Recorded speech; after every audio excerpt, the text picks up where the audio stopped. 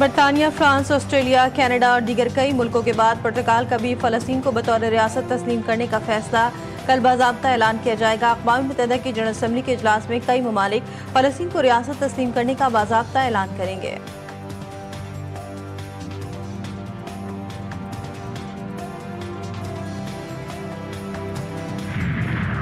افغانستان میں Bagram air base پر امریکی فوج کی دوبارہ تعیناتی کا امکان، امریکہ اور افغان حکام کے درمیان مذاکرات جاری۔ صدر ٹرمپ کہتے ہیں بگرام ایئر بیس امریکہ کو نہیں چھوڑنا چاہیے تھا، اب اسے واپس لینے کی کوشش کر رہے ہیں۔ ٹرمپ کے بیان پر افغان حکومت کا رد عمل، افغان سرزمین پر امریکی افواج کی واپسی کو مسترد کر دیا۔ افغان وزارت خارجہ کے مطابق افغانستان میں امریکی افواج کی موجودگی ناقابل عمل ہے اور دونوں ملکوں کو فوجی مداخلت کے بغیر تعلقات قائم رکھنے چاہیے۔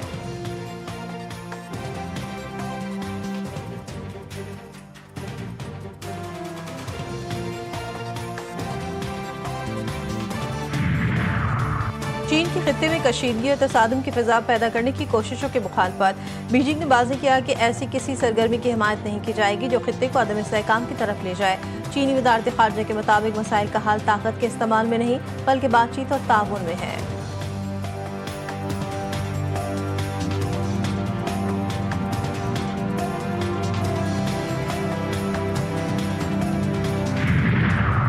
دریائے ستلج میں بابل نگر کے مقام پر نچلے درجے کا سیلاب، دریائی بیلٹ میں تباہ کاریاں، موزہ کوٹ لنگا، توگیرا اور دیگر علاقوں کا رابطہ منقطع۔ دریائے سندھ میں کنڈیانوں کے مقام پر اونچے درجے کا سیلاب، کچی کی قدیمی گاؤں بکھیری کو بچانے کے لیے بنایا گیا بند توڑ دیا گیا۔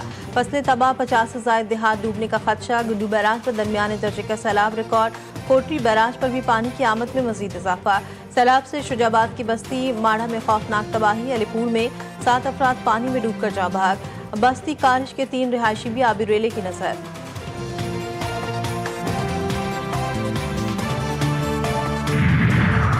کراچی میں ایک اور حادثہ، بھینس کالونی کے قریب تیز رفتار گاڑی نے موٹر سائیکل سوار کو رون ڈالا۔ حادثے میں ایک شخص جاں بحق، 2 زخمی، لاشوں اور زخمیوں کو اسپتال منتقل کر دیا گیا۔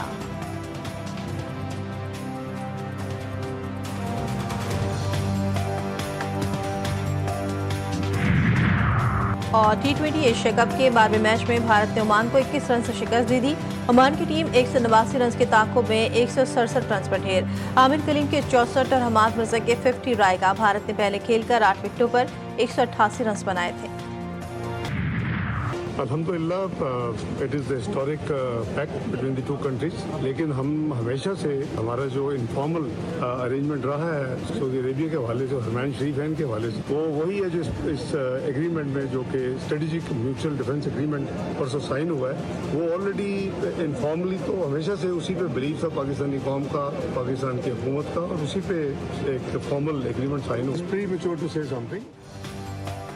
سعودی عرب سے معاہدہ ایک رات میں طے نہیں پایا، کئی ماہ لگے۔ نائب وزیر اعظم اسحاق ڈار کہتے ہیں پاکستان اور سعودی عرب کے درمیان ہونے والا معاہدہ تاریخی ہے، دیگر ملک بھی معاہدے کا حصہ بننے کی خواہش رکھتے ہیں۔ پاکستان پر پابندیوں کے بعد سعودی عرب کی حمایت بڑی اہم تھی، سعودی عرب نے ہمیشہ پاکستان کا مشکل وقت میں ساتھ دیا۔ وزیر دفاع خواجہ آصف نے کہا سعودی معاہدے کی کوئی خفیہ شرائط نہیں، خلیجی ممالک شامل ہو سکتے ہیں۔ الجزیرہ ٹی وی کو انٹرویو میں کہا پاکستان اور سعودی عرب کے درمیان سیکیورٹی معاہدے کے بعد اور خطے کی موجودہ صورتحال کو دیکھتے ہوئے فطری طور پر اس کا دائرہ کار دوسرے ممالک تک بھی بڑھے گا۔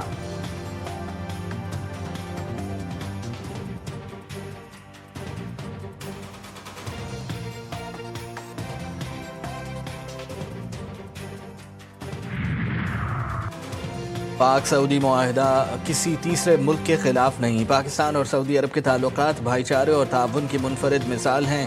ترجمان دفتر خارجہ شفقت علی خان نے کہا پاکستان اور سعودی عرب کی قیادت دونوں ممالک کے تعلقات کو نئی بلندیوں تک لے جانے کا عزم رکھتی ہے، دونوں ممالک کے درمیان دفاعی تعاون بڑھانے اور مشترکہ سلامتی یقینی بنانے کی عکاسی کرتا ہے۔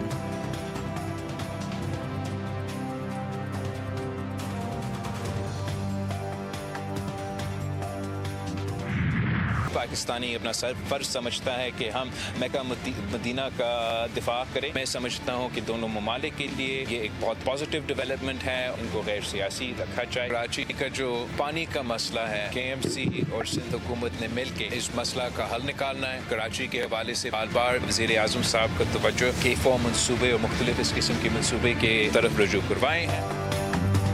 Chairman peoples party Bilawal Bhutto का पाकिस्तान सऊदी अरब दिफाई मुआहिदे का खैर मकदम। कहा पाक सऊदी अरब दिफाई मुआहिदा पाकिस्तान के हक़ में है। ये मुआहिदा दोनों ममालिक के लिए मुस्बत है। हर पाकिस्तानी मक्का मदीना की हिफाजत करना चाहता है। कराची के मामले पर कहा उम्मीद है वज़ीर आज़म शहबाज शरीफ कराची में मनसूबों की स्पीड से मुतालिक अपने वादे को पूरा करेंगे। कुदरती आफत के दौरान सियासत नहीं करनी चाहिए। हम तो सियासत नहीं करते मगर मुखालिफिन कोई मौका नहीं छोड़ते।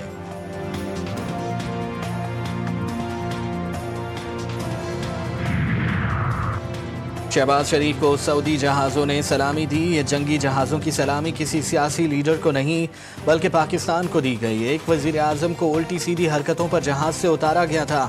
अडयाला में मौजूद शख्स को नहीं पता कि पाकिस्तान अब आगे बढ़ गया। वो किस्सा पारीना है।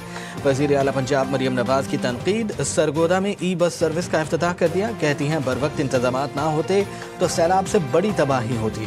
पाकिस्तान के 3 दरियाओं में बैक वक्त तूफ़ानी आई जिसके बायस सैकड़ों देहात मुतासर हुए। 2 हफ्तों के अंदर सैलाब मुतासरीन को चेक मिलना शुरू हो जाएंगे।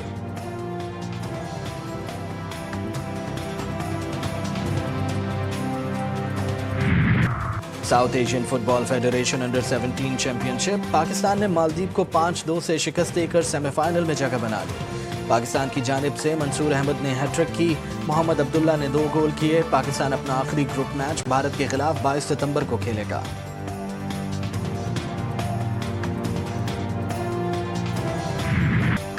और 5 दहाइयों तक फिल्म इंडस्ट्री में राज करने वाले लेजेंड अदाकार यूसुफ खान को बिछड़े 16 बरस बीत गए।